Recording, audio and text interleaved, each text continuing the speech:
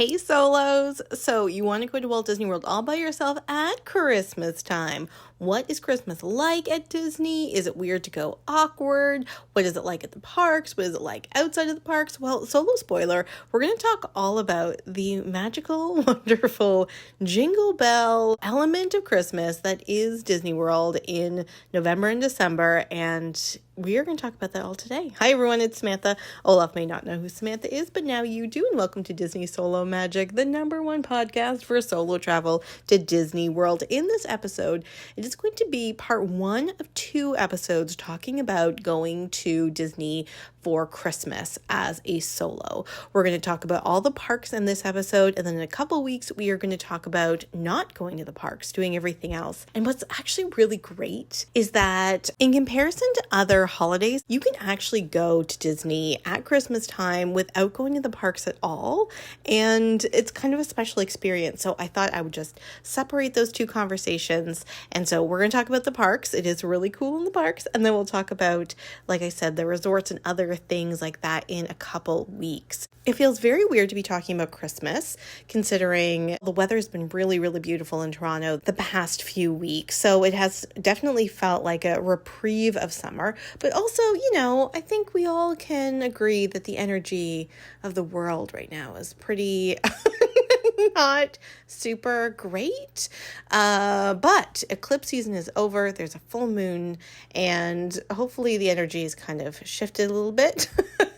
And when I woke up today, one of the first posts I saw was that there was new Christmas merchandise at Disney and that Starbucks was announcing their Christmas drinks. So I'm like, all right, well, look, I don't even feel like I'm in the Halloween spirit yet. I feel like I'm still in a eclipse fog, but no, let's talk about Christmas. And that's also why I want to separate this episode into 2, like to talk about the parks and then to talk about doing Christmas without going to the parks. Because if you're planning on going to Disney for Christmas and you're planning on going to the parks, you are doing some of that preparation now, I assume, or you're starting to think about it. However, you might also just be like, F it. I need a last minute trip to Disney in December and I want to see Christmas decorations and I don't even know what's happening in the parks, and that's why it'd be really cool just to walk around the resorts, and so that's why we're going to do a whole other episode for that.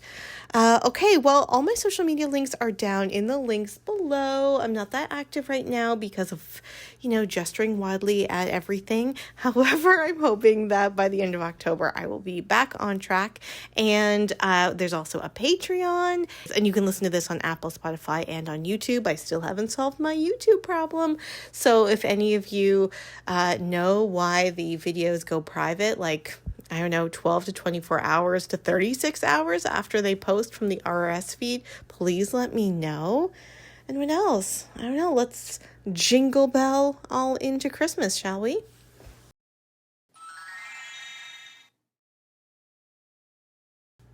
All right. So Christmas is really special at Disney.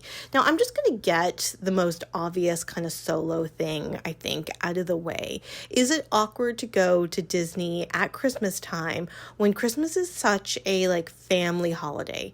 Is the idea of Christmas and solo travel and loneliness and anxiety increased it all during the Christmas season? And look, it is going to be different for everyone, and actually next week I'm going to have a really cool interview with someone talking about grief and going to Disney. So I mean the idea was to do it around this time, the holiday period, while people are thinking about that.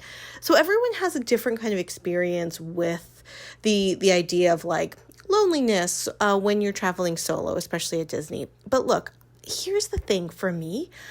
Going to Disney solo at Christmas time is a special type of joy that I really find more exciting. No, it's not entirely the right word. I guess in some, I feel less lonely at Disney during Christmas than at other times of the year.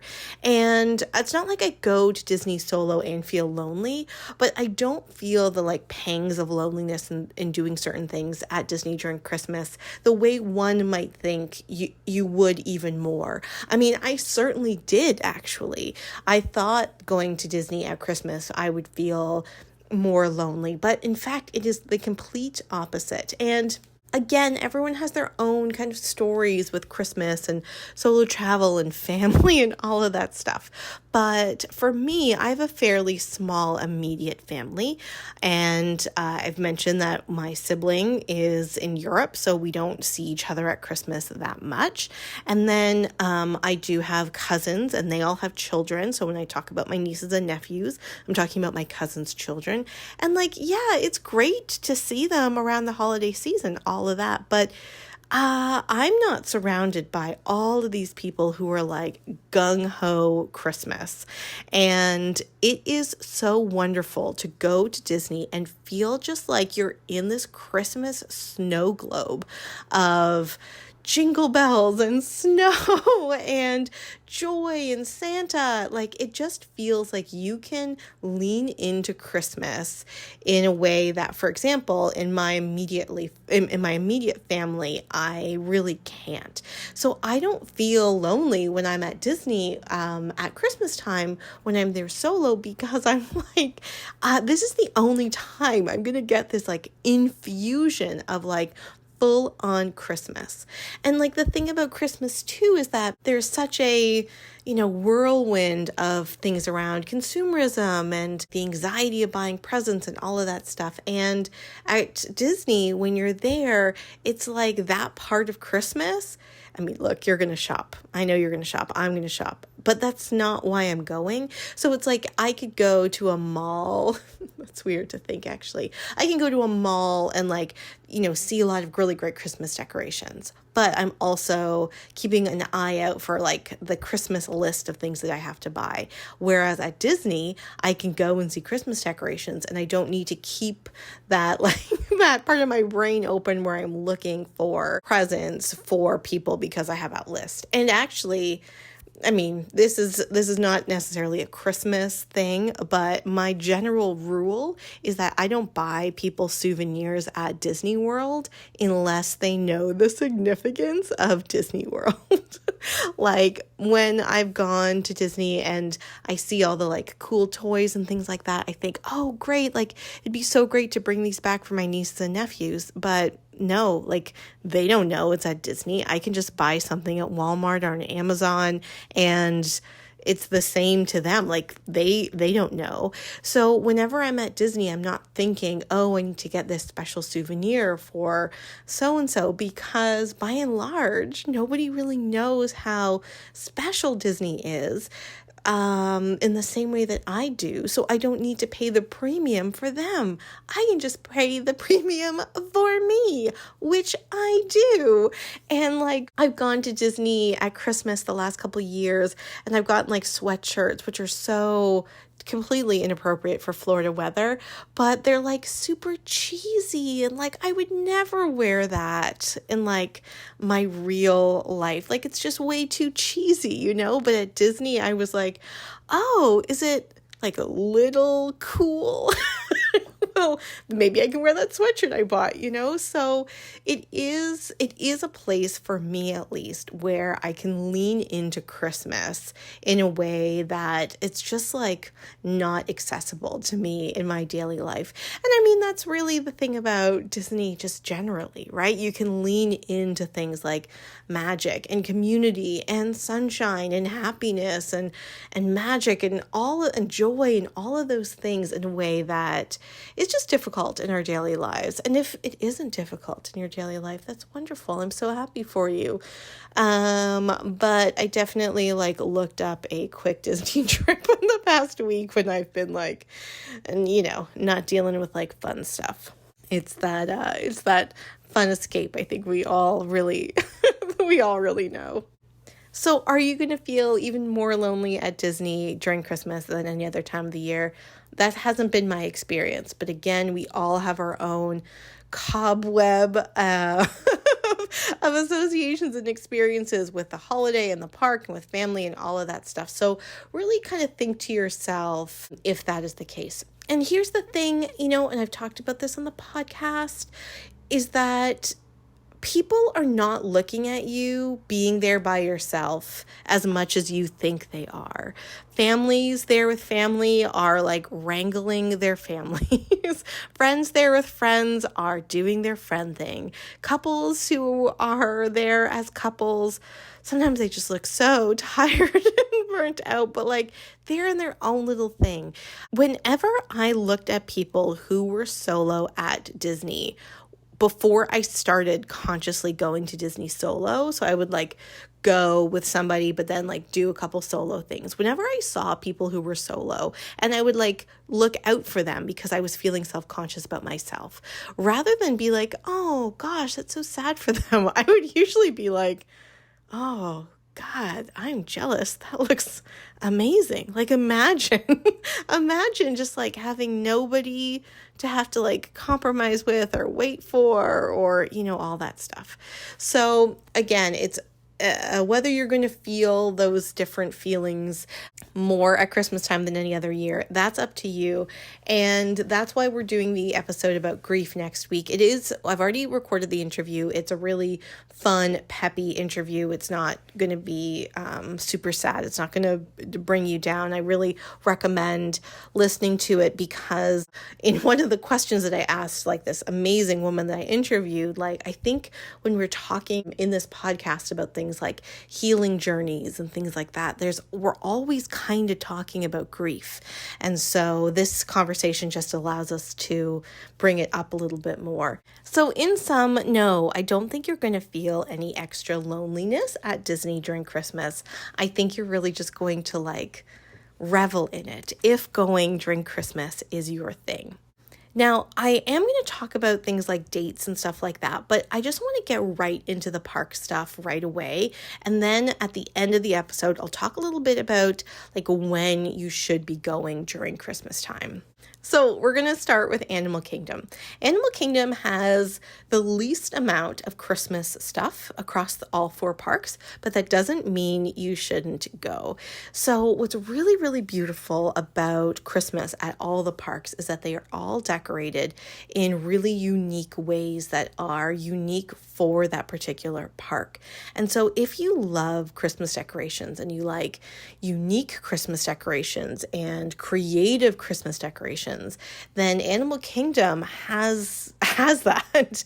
There are such beautiful, thoughtful ways that they have decorated, and I'm thinking specifically about Africa and Asia and the like Tree of Life area that are unique to the particular locales that they are placed in, but are still very Christmassy. Now, it is not culturally or religiously appropriate for the actual Asian and African countries that they are representing, but they do work really well in the storyline that they have in this American park. So you're going to see Christmas decorations, and they're going to be quote unquote African and quote unquote Asian, but you wouldn't necessarily at all see those decorations if you were to go to those regions or the countries that those areas represent. The other really unique thing that Animal Kingdom has is something called the Merry Menagerie, and they are life-size puppets that represent winter animals, and they interact in front of the Tree of Life, and they move around and they interact, and you can, like take pictures with them, and they're really, really beautiful, and they're really thoughtful, and it's an interesting way to bring in some kind of Arctic, like wintry energy when you come in. The other thing that they're going to do in the nighttime during the Christmas season is to do a Tree of Life Awakenings holiday edition on the Tree of Life. So this happens every 10 minutes after sundown, so the timing isn't precise, and it happens until the park closes. And there's a projection show on the Tree of Life that, represents kind of different holiday themes. Now, they do have the Tree of Life Awakening during, when it gets darker in the evenings, just generally. But this holiday edition brings some more kind of Christmassy holiday. Actually, let me just pause. When I say holiday, we're really talking about Christmas, right? Like, as long as we're aware of that. I'm very pro happy holidays. There's a lot of holidays happening in this time. Even if you celebrate Christmas, you probably also celebrate New Year's. And so that is 2 holidays happening a week apart. So I'm very pro happy holidays. However, they are saying happy holidays and they really mean Merry Christmas. So I just want to say that. I just want to like put that out there. And so, okay, so the holiday edition of the Tree of Life is just a little bit more wintry. And to be honest, Solos, I've never seen it. I've never actually been in Animal Kingdom at night. And I know this is something I have to add. I mean, it's on the list, the quote unquote list of things that I need to do. And maybe I'll try to do it when I'm going in December. However, I've never seen it. And so I don't know what it's like, but I bet it's pretty magical. The Tree of Life is pretty magical. I'm kind of iffy about production shows generally, but maybe it looks pretty cool on the tree. The other thing that you can do during Christmas time at Animal Kingdom is you can meet Mickey and Minnie in kind of Christmas-themed outfits. So at the Adventures Outpost, where there's always a Mickey and Minnie meetup, they have some Christmas accoutrement to their outfits, and so you can get some pictures there. However, a couple years ago, I went to Dapper Day during winter, and their winter Dapper Day, and one of the days the Dapper Day was held at Animal Kingdom. Now, I had just hurt my foot, so I knew that I couldn't, especially if I wanted to wear like shoes that matched my dress, I knew that I couldn't be walking around all day. So I made a reservation at Tusker House in order to be able to sit, to be able to eat. And then I thought, I can get some pictures too while, in my outfit with the characters. But you know what? That was amazing. And I'm going to suggest that somewhere else as well. That was amazing because at Tusker House, it's a character meal. The characters all have, it's Mickey and Minnie, Donald and Daisy. Was there Goofy too? They all had outfits, their safari outfits, but it all had like these Christmas touches. And as opposed to like waiting in line at the outpost, you get to really interact with the characters a little bit more. The restaurant is decorated for Christmas. I thought the Tusker House buffet menu was really delicious. There isn't really anything quote unquote Christmassy about that food. I mean, I guess there's some like cookies and stuff like that. They're in the shape of Christmas trees. But generally, the reason why you go is to get, well, the food is delicious. It's definitely worth it. But at Christmas time, to go and get extra pictures with all the characters and their Christmas outfits is so great. So it's a great character dining. It's not awkward solo. I don't think so in terms of like how the rooms are set up. There are a lot of like blueberries, which are character attendants around if you need someone to take a picture for you. I always like to say to the characters, oh, can I get a shot of your whole outfit? And then can I get a selfie? But it is nice to have someone to take pictures of you, so you can always ask a character attendant. And I have seen people, solos, when they get to a character dining restaurant, immediately say to a server or to a character attendant, could you help me with photos when the characters come? And they're always going to say yes. So if you really want to get some nice Christmassy photos, with a character, then you can, of course, go to Adventures Outpost, but Tusker House is a really great bet as well. Okay, so let's move on to Hollywood Studios. So I already said that, I'm a Dapper Day type of gal. And so if you are like a dapper type of gal or guy, then you're going to love Hollywood Studios at Christmas time. So I've definitely changed my view of Hollywood Studios since doing this podcast. I'm definitely a lot more open to going to spend time there. But I'll tell you, one of the reasons why is Christmas. I have said on the podcast, it's my least favorite park. It's just because it's like not my thing. It's not because there's anything wrong with the park. And so I would never necessarily prioritize that. But when I went a couple of years ago for Dapper Day, because the Dapper Day weekend was Animal Kingdom one day and Hollywood Studios the next day, when I went and I saw all these like really retro, cool decorations everywhere, I was like, oh, I just want to live here. Like, my favorite part of Hollywood Studios is anything that has any sort of remnants of Disney's MGM Studios. So, of course, all the Christmas decorations around Sunset Boulevard and Hollywood Boulevard and the Grauman's Chinese Theater and all that stuff, I'm like, yes, yes. Oh my God, I love it so much. So definitely, if you are into a retro aesthetic, definitely go and check out Hollywood Studios for this retro aesthetic because their decorations are just so fun. There is also a projection show on the Hollywood Tower of Terror at night, and it's really cool. It's like all these different Christmas decorations. I didn't even mean to, like, I wasn't even going to see it necessarily. And then I turned and looked, and there's like, oh, Hollywood Tower of Terror is now like a whole bunch of Christmas boxes. It lights up like a gingerbread at one point. Like, it's really interesting. Again, my problem with projection shows is that because, like, nothing is ever crisp. Like, you can't really see any of the images very crisply. So I just, I love all the ideas of it. I just wish I could see it like how they would see it on their own computer screens. You know what I mean? But it's definitely worth going to check out. And just like I recommend going to Tusker House at Animal Kingdom for a character dining experience where they're in their Christmas outfits, I really, really recommend going to Hollywood and Vine for the same thing. Hollywood and Vine, I've talked about this on the podcast before, and I discovered this during that Dapper Day weekend when I knew I needed to sit down because my ankle was so sore. Hollywood and Dine is a character dining restaurant. In the morning, it is Disney Junior, so I have no idea what that's like. At lunchtime and at dinner, it is a regular character dining with Mickey and Minnie and Donald and Pluto. And what's really cool about this particular restaurant is they change their outfits like 4 times a year. So at Christmas time, they're all Christmas out. Right now it's October, so they have their Halloween outfits. In the summertime, they have like summer outfits. And then I had a cast member there, a server there, told me that he's like really into movies, and so I should come back during January and February because they're like in Hollywood glamour, like the Oscars, and he's really into that because he's passionate about movies. And I was like, oh my God, that's so adorable. That cast member, I asked him to take pictures of me, and he did, which was wonderful. He took like 75 pictures of me. Great, because one of the cool things at Hollywood and Dine is that they actually have a step and repeat. So there's a place that you can go and get your photo with a backdrop of Hollywood and Vine. And so I asked him to take pictures there. So he took like 75.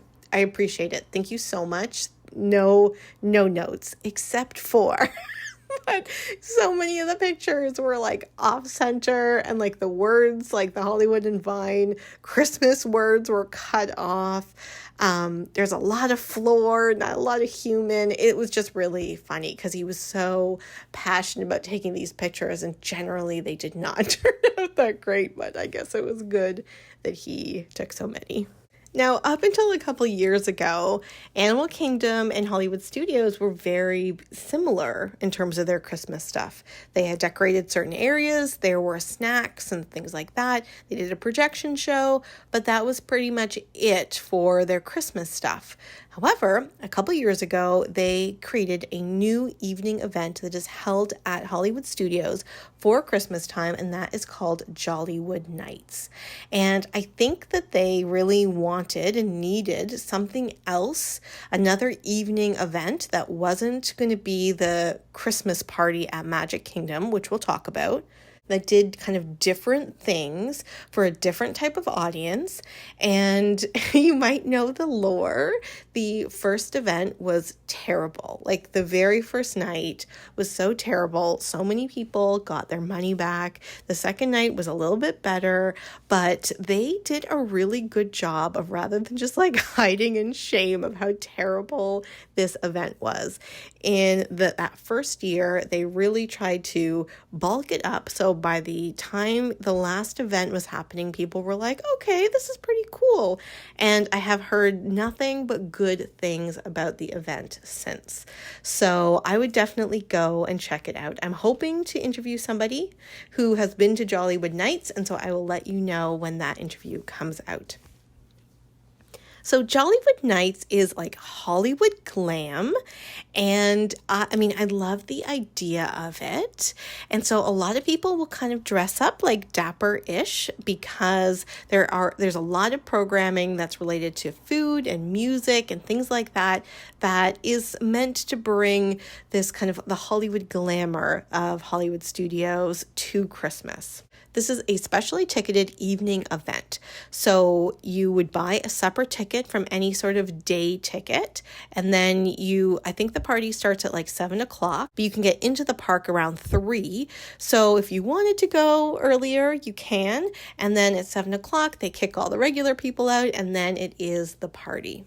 So they've created something called the Tip Top Club around the Hollywood Tower of Terror, where there is like a jazz singer and you can get martinis and things like that there.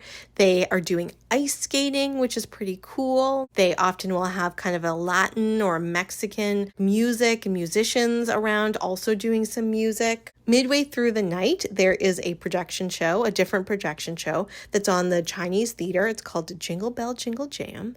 And it is, again, just like a celebration of different Christmas themes, Christmas music, all of that. They have a Muppets show in the theater. There is also a sing-along for The Nightmare Before Christmas with full-size puppets that when people, like 2 years ago, for example, people said that the puppets were like the most amazing part of the whole night. So if you're a big Nightmare Before Christmas fan, that is definitely worth going to check out. The main thing that you really get from this event, and this is how they really saved it 2 years ago, is that you could meet a lot of characters.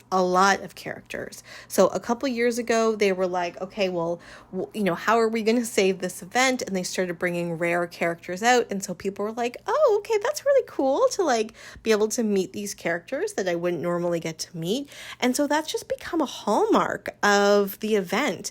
And I think that's really cool and special. So if you like characters, then this is a really cool event to go to. Plus, it's an evening event, just like all the evening events, which means the lines for all of the rides are really, really low. So it's an evening event where you can go and like meet really cool characters. You can go do all the rides. You can eat some food. You can hear live music as you're walking through. You can do a lot of different picture opportunities. They did a slow motion camera last year and the year before. So there's a lot of really cool things. I have not been. I do like characters. I definitely like meeting characters. But for me, these just aren't the characters that are like characters that I know, let alone like want to go see. But if you do, obviously that's awesome. You do you, bibbidi boppity boo. So should you do Jollywood Nights if you're solo? I mean, why not? If anything that I just mentioned makes you really excited, like those characters make you excited, the idea of being at Hollywood studios and having low wait times makes you excited, like if all those things make you excited, then yeah, definitely go check it out. And I think I do think that Hollywood studios is really magical at night, really magical with the Christmas decorations. So it could be really magical for you for Jollywood Nights too. All right, let's move over to EPCOT. So in the month of December, EPCOT has the International Festival of the Holidays. This is one of the food festivals, just like the Flower and Garden Festival in the spring, or the Festival of the Arts in January and February, or what is happening now, which is the Food and Wine Festival. It is a festival that has all these little booths around the park where you can go and get some like seasonal food and do other activities. I'll do a whole episode about the International Festival of the Holidays later on this year, but it is a food festival just like all the food festivals. Now, here's the thing. I haven't talked a lot about food in this episode because by and large, while there are Christmas treats and snacks that are in Animal Kingdom and Hollywood Studios, you aren't going to find a lot of savory Christmas holiday type things at the parks. At any of the parks except for EPCOT, because at EPCOT you are going to be able to find seasonal Christmas holiday type food at these different food booths. Now, of course, everyone has, slightly different traditions and things like that. But when you start to see the menus, you're like, oh, yeah. This feels like December food. This feels like holiday food. And again, there is a lot of like sweets and snacks. And I am a sweets and snacks girl. Like, let me just tell you that. But it is nice to just get like some savory food. So I really do like to spend a lot of time at EPCOT when I'm there during Christmas time, because I can get I just really like to be immersed in a theme. So I really just want to eat like Christmas themed foods if I'm there during Christmas time. And so I can do that at EPCOT like almost all day, which I think is really great. The other thing that EPCOT has that is kind of separate from the food festival, they've been doing that, I think, longer than the actual festival, is that at different spots around World Showcase, there are storytellers from different countries and different cultural traditions talking about the different cultural traditions and different cultural stories related to winter holidays, Christmas time, also Hanukkah, which is pretty great. There is also a singing group, and for the last few years, it's the name of the singing group is Joy, and they do multiple concerts during the day. Definitely on the weekends. I think there is a break during the week, so definitely check the schedule. But they also talk about the different Kwanzaa traditions and things like that. And then during Kwanzaa, which is the week between Christmas and New Year's, there are a little bit more programming related to them. The other thing they do around Christmas time at EPCOT, at the Livin' with the Land ride, they actually make some modifications and put up lights, and they do little displays and things like that. They're a little bit more seasonal, and it's called Glimmering Greenhouses. And I have not seen that yet. I have spent a lot of time at EPCOT during the day, but not in the evening. And it's, again, one of the things I definitely want to go and see this year. Last year, they actually had, they always have the Behind the Seeds tour, which is a walking tour of the Living with the Land that is behind the scenes, but it's called Behind the Seeds. Get it? It's a great thing for solos, by the way. Highly, highly recommend it. It's not that expensive. It's not that long. If you're into plants, it's definitely a great thing. Not awkward to do solo. However, last year, they did a Glimmering Greenhouses Behind the Seeds tour. So you could do the walking tour during, with the Christmas programming. And I tried to get a ticket so bad. I even went during the day to the, place where you go check in. And I'm like, hey, any cancellations? And they're like, oh, most definitely not. So I'm hoping I'll be able to go this year, but at the very least, I really want to see the Glimmering Greenhouses. I think it sounds beautiful. The other thing that EPCOT is known for during the Christmas season is the candlelight processional. So every single night they do the Christmas story in the American Pavilion, the bandstand by the American Pavilion. They do the Christmas story with a full choir, and the choir, it changes. Not every night, but every couple nights. Sometimes it's local bands, sometimes it's cast members. It's kind of cool. But there's also a narrator every night, and those narrators are usually celebrities. And I've heard really great things about people's experiences. I have wanted to go, and I get there and I'm like, oh, this is not my thing. And that's cool. It's cool for me. It's cool if it is for you. I know people have such special experiences of the candlelight processional. Someone was talking to me about it when I was at Disney last time, and this other woman just out of the blue was like, oh, were you talking about the candlelight processional? I sang in that when I was in high school, and we were like, oh, that's cool. And it's obviously a tradition that's really, really special to a lot of people. All right, and finally, let's get to Magic Kingdom. So Magic Kingdom is Christmas. So Christmas. Main Street USA is all decorated. There's a big giant Christmas tree. It's very, very, very Christmassy. The Jungle Cruise turns into the Jingle Cruise, and there's a frozen Hollywood surprise on the castle. It's all very cool. However, it's not as fully decorated around the park as other parks are. So just know that. But you feel Christmas as soon as you walk in, and sometimes that's enough. Like you're like, oh yes. And then by the time you get to like Storybook Circus, you're like, oh, it's okay. We can take a break from Christmas. So yeah, it feels very Christmassy. It's really wonderful. And then the big thing is the Christmas party, which is an evening event, specially ticketed evening event. And again, it is an event that starts at 7. It goes until midnight. If you have a ticket, you can get into the park at 3 o'clock. And it's very much like, yeah. So, okay, I've done a couple different episodes. I've talked about this party a lot. I have been to this party. I thought, again, I would feel lonely. I didn't at all. So here's the thing about this evening party in comparison to other evening parties. During Halloween, Mickey's Not So Scary Halloween Party, there is trickster energy. There's a lot of like cool energy you can do with Halloween. So they can do different things with the characters and the storyline and the place of Magic Kingdom. At Hollywood Studios at Christmas time, they have the storyline of the Hollywood that never was and always will be, which is what Michael Eisner said when he opened the park in 1989. And you have that spirit to be able to bring in some different kind of adult, kind of swanky Christmas vibes. But at Magic Kingdom at Christmas time, you don't have any sort of leeway to do different things with the holiday. The Mickey's Very Merry Christmas Party is basically you in a snow globe. You in a Christmas snow globe. It is very traditional. None of this is a criticism. I'm just like letting you know. It is very traditional. There aren't really any surprises. It is just very Christmassy. And that is really wonderful. However, as an adult, I have done that Christmas narration for over 40 years. So I was looking for a little bit more surprises, I guess, with the Christmas party than like during the Halloween party, for example, there were a lot of different surprises, and I really, really enjoyed that. And if I was like into the characters that they feature at Jollywood Studios, I know I would feel the same thing. And I had a wonderful, wonderful time at Mickey's Very Merry Christmas Party when I went there solo. However, when I left, I was like, that was a really nice time.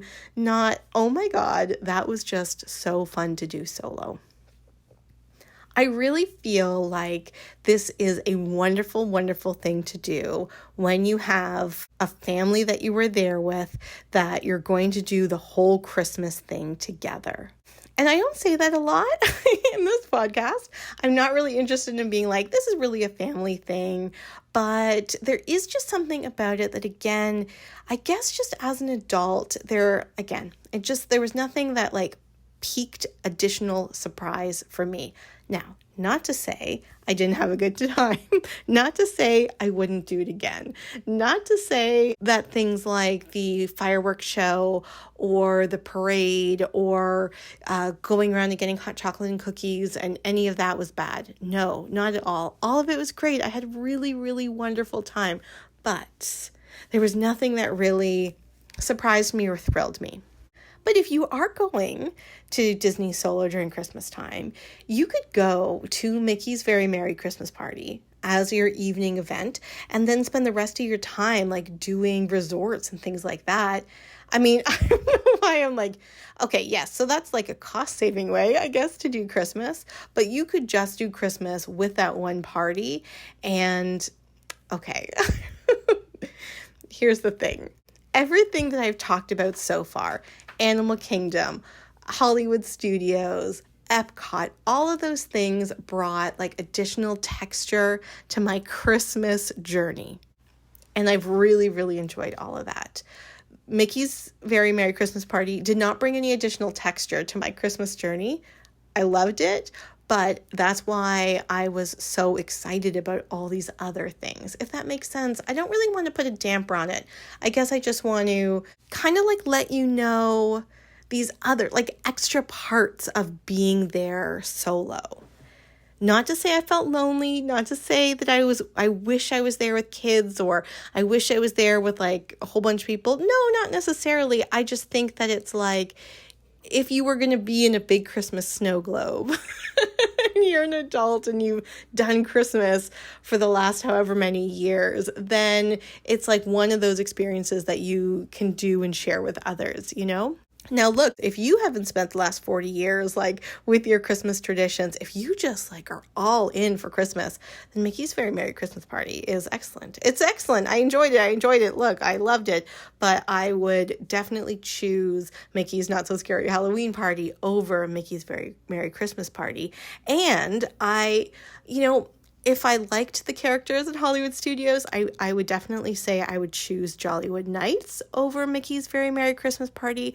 But I also would just choose walking around and doing my own Christmas thing around the Walt Disney Resort property, which is twice the size of Manhattan, the size of San Francisco, more than going to the Christmas party. So I don't know.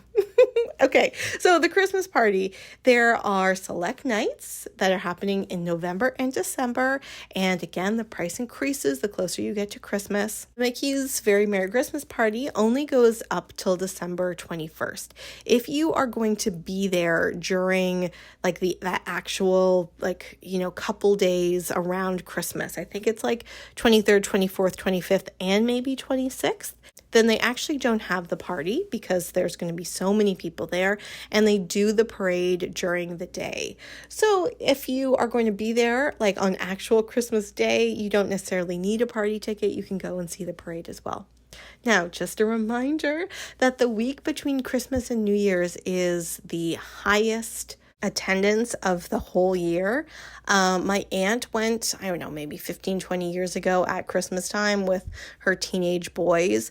And she's like, on Christmas, we didn't even get into the park. We went to like mini golf off property because it was just so busy.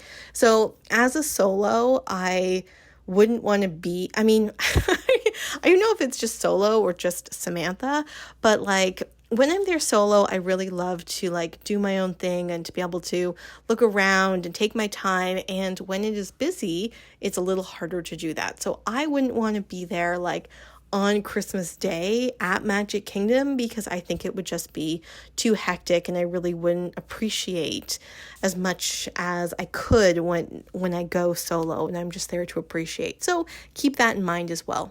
Two other things is I mentioned New Year's. So there is some festivities at Magic Kingdom for New Year's, but at EPCOT, they actually have DJs at all the different places in World Showcase. And there's a whole big dance party and it's like my dream to be there for New Year's Eve. It's just very, very expensive. So I haven't been able to do that yet. I would rather than just go for that night, I would rather go for like a whole week in January. But there are some cool things to do at New Year's as well. And if you have done New Year's solo at Disney, let me know. And it'd be really cool to talk for the podcast. All right, and let's finish this episode by talking about dates. So Disney Plus has this really great documentary that was like, all right, well, Halloween ends on October 31st, and then overnight, the whole of Walt Disney Resort property transforms into Christmas. And so by November 1st, everything is Christmas. That is not true. That is not true at all. You're going to find the most Christmas decorations early at Magic Kingdom and at Hollywood Studios because they are getting ready for their different evening Christmas parties that begin mid-November. But generally, it takes all of November slowly, and it does happen slowly, for Christmas decorations to start popping up around the Walt Disney Resort property, which includes the parks, but also all of the different resorts and things like that. Disney lists on their website that everything that I've talked about is their Christmas programming from November 14th onward. And of course, that makes sense. You want to do it leading up to American Thanksgiving. However, my experience is that generally speaking, you are not guaranteed all the Christmas decorations and all of the Christmas snacks and things like that until after American Thanksgiving. In fact, the International Festival of the Holidays doesn't even start until after American Thanksgiving.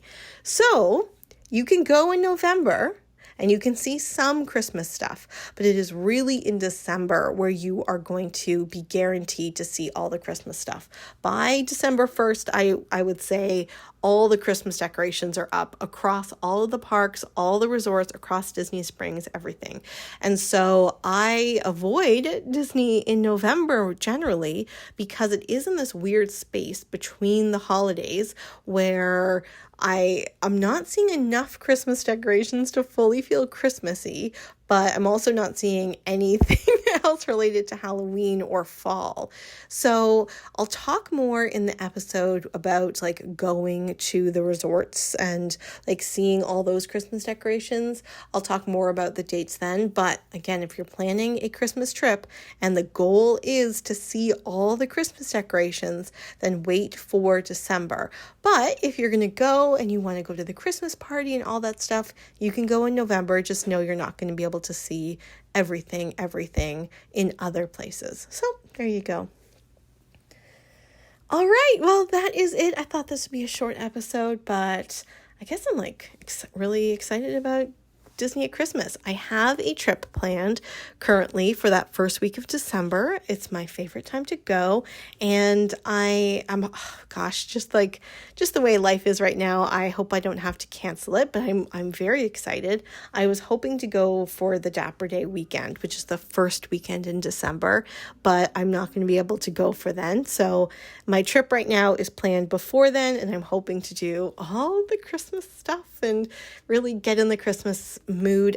Okay, that's the other thing, is that if you live in a area like I do, that it gets very dark and cold in December, I find that taking a Christmas trip in the beginning of December an excellent way to get through the rest of the month. So I would go to Disney for like the first Friday in December, and then I would come back the Monday. So I would only like take a couple days off work. And then that week I would be back, and everyone would be so burnt out on all of our Zoom calls. Like everyone just like their pallor looks terrible, like their skin looks terrible, they're so burnt out, they haven't seen the sun, they're so stressed out about like coming up to Christmas, all that stuff. And I would come on to Zoom calls and I'm like, oh yeah, I'm depressed too. But meanwhile, I just got back from Florida celebrating Christmas, and it really, really energized me to get through the rest of December. So it's actually like Disney during Christmas is really great for that little bit of vitamin Disney and the sun, and I guess vitamin C, both again, orange, and also Christmas to get you through December. So I hope you go. Let me know if you do, and we'll talk to you later. Bye. Hey Solos, it's Samantha. I hope you enjoyed this episode and all the episodes of Disney Solo Magic, the #1 podcast for solo travel to Disney World. You can reach me on all of the different social media. All of those links are in this description below. You can also listen to this podcast on Apple, Spotify, and on YouTube. It'd be really great if you rated, reviewed, and subscribed. It's really a wonderful way to let other people know about the podcast. And as you know, we also have a Patreon where you can get bonus content, you can get bonus episodes, you can get all of the videos of us doing the solo stories, and a whole bunch more. So come and join us on Patreon, and thanks again for listening to the podcast. Bye.